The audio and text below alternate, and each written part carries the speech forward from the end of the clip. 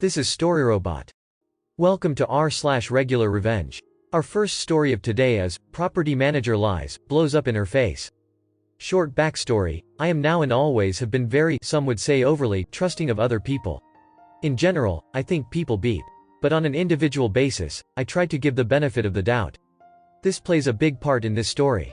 So my then girlfriend, now wife, and I wanted to buy a house a few years back, when interest rates were low, as we knew we would get married and wanted to lock in a low rate. However, as we were both newly out of college and had a fair amount of debt in entry-level jobs, we gambled on instead renting for a year to improve our credit and save some money. We find a great apartment in a complex of what I think are called townhouses. A bunch of two-story buildings with 2 apartments on each floor, 4 per building.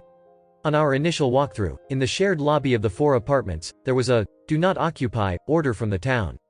I asked the landlord property manager about it, and she said they were being asked to increase the service of electricity to each building, but that it was safe and already underway, and of the 30 or so buildings on the property, only a handful were awaiting this small upgrade. Being the trusting person that I am, we signed a 1-year lease. Things went smoothly for the duration of our lease term, and towards the end, we started looking for houses and signed with a real estate agent. Inventory was low at the time and we couldn't find a house we wanted to make an offer on. Around a month prior to the end of our lease, we received a letter from the property manager asking if we wanted to renew or if we were going to be moving out. I called the PM, and, as her office was in one of the buildings, she asked that I come by instead of chatting over the phone. So I went to her office and explained that we wouldn't want to sign another 1-year lease as we were actively looking for a home. I asked about a month-to-month lease or shorter-term lease. The PM started talking about how she liked us as a couple and that we had been good tenants. She explained that, normally, the month-to-month option is $200 per month more expensive than a lease, and since she liked us so much, we should sign a year lease, and if we found a house before then, we would end up saving money every month and she would work with us. With a literal wink, which I found odd, but, as I said, I'm very trusting, read stupid. I took a copy of the lease, my now wife and I sign it, and we are good to go. About a month into the new lease, we noticed a strong fish-like smell. We looked forever for the source and ended up Googling it. Turns out, sometimes when an outlet goes bad, it can smell like rotting fish. We searched around and noticed a clicking sound behind our couch. We pulled out the couch and found a sparking and smoking outlet. PM was called and the outlet was replaced. A few months later, we finally found our home. We put in our offer and it was accepted the same day. That next day, I called PM and left her a VM letting her know we found our home and that we would finish out the current month and then move out 2 months later. At work the next day, I got a call from PM while at work, and she left a VM practically screaming that we signed a 1-year lease and if we moved out early, we would be responsible for the remainder of the term, about 5 or 6 months after the move-out date we provided. She also said that we could not use our 2-month security deposit as rent.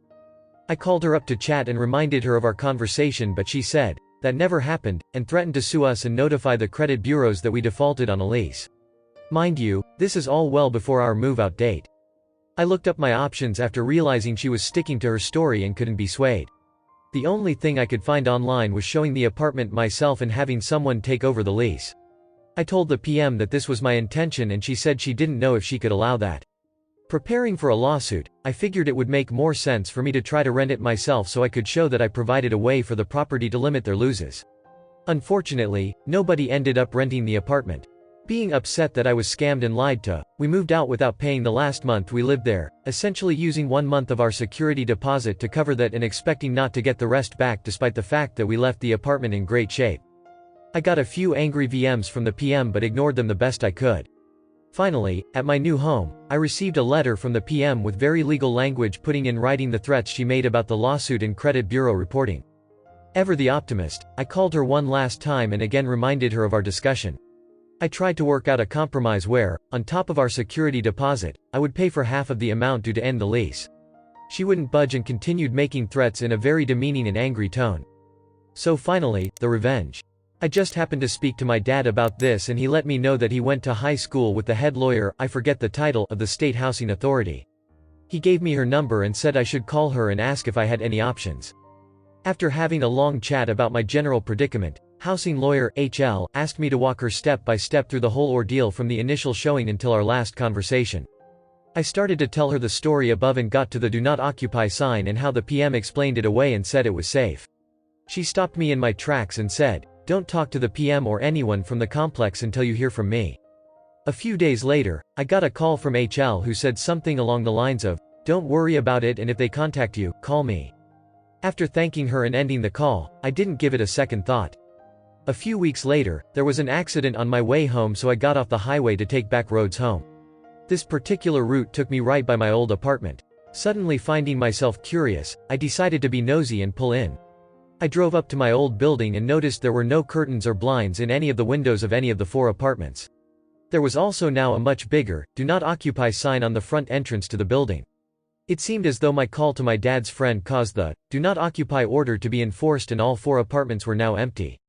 Feeling a slight bit of satisfaction, I drove to the exit of the complex and noticed that my building wasn't the only one with no window treatments and a big sign on the door. On my way out I could see 7 or so buildings in the same condition, each with 4 apartments.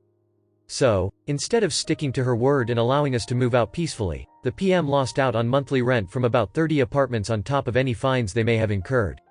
Our second and last story of today is, bully felt me up in class. So I got him suspended. During the 7th grade, I had a bully who we'll call Mark for the purposes of this story. Mark was one of the popular kids, while I was a huge outcast due to my autism and social awkwardness. Mark would make comments about it sometimes, about my social awkwardness, and would slightly give me beep sometimes, but most of the time we were okay with each other and were acquaintances during most of the school year. However, this all changed when I saw Mark shoving around one of my classmates and shouting at him. I saw what was going on and was angry, but didn't do anything at the time because I didn't want to become a target too, and I knew of his bullying ways because of the way he addressed other peers as well as myself. However, I did tell his mother about it, and she said that she would speak to him. Ever since, I absolutely loathed Mark, and I would avoid him whenever possible.